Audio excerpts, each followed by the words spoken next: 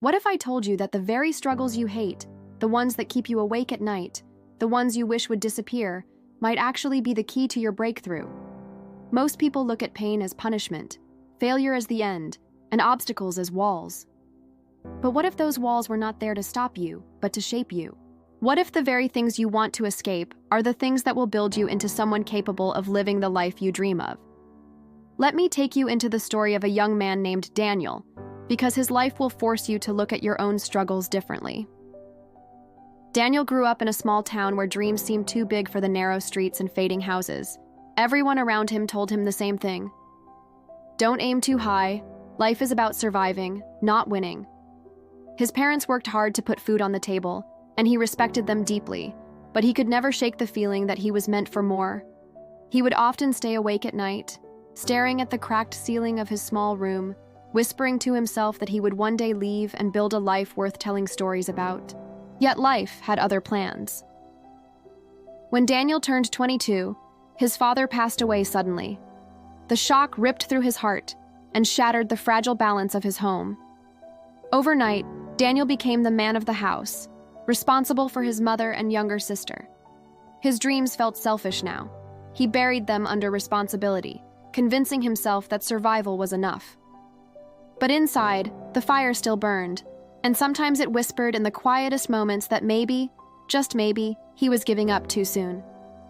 Years passed, and Daniel worked long hours at a factory.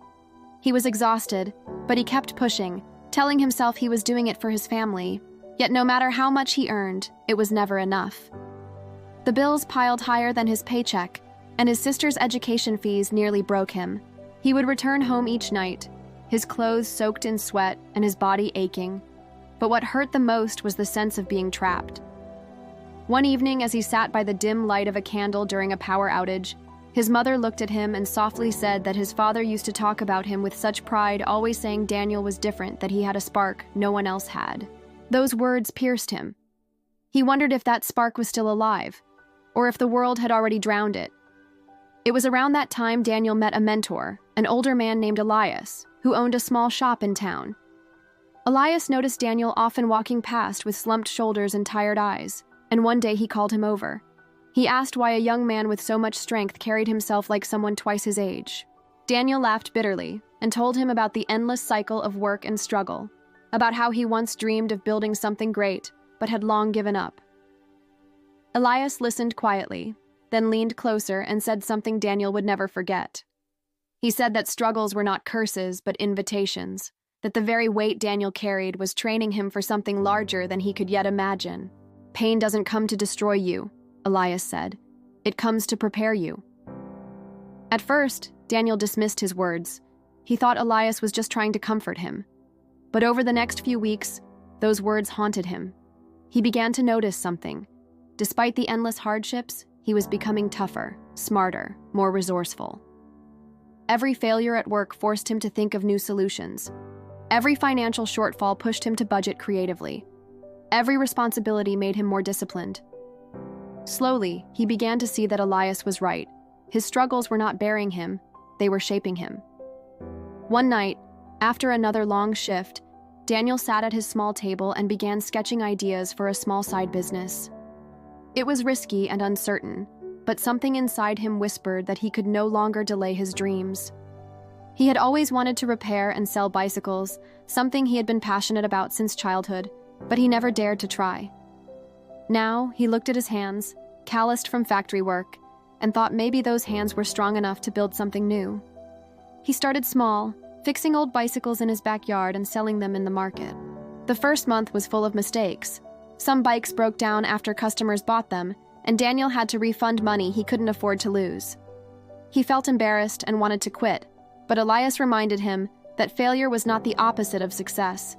It was part of the path. Slowly, Daniel improved, learning from each setback, refining his work, and building trust with his customers.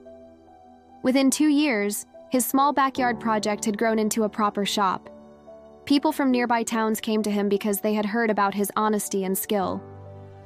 For the first time, Daniel felt a taste of freedom, the kind he once dreamed of as a boy. Yet it wasn't easy. He still faced days when business was slow, when bills loomed over him, when exhaustion tempted him to give up. But each time, he remembered Elias's words. Pain doesn't come to destroy you, it comes to prepare you. Years later, Daniel's shop expanded into a small factory of its own, employing others who were once as lost as he had been. He gave them work, taught them skills, and reminded them of the same truth Elias once gave him. And when his mother and sister looked at him, they no longer saw a man crushed by life, but a man who had risen because of it. So let me bring this back to you.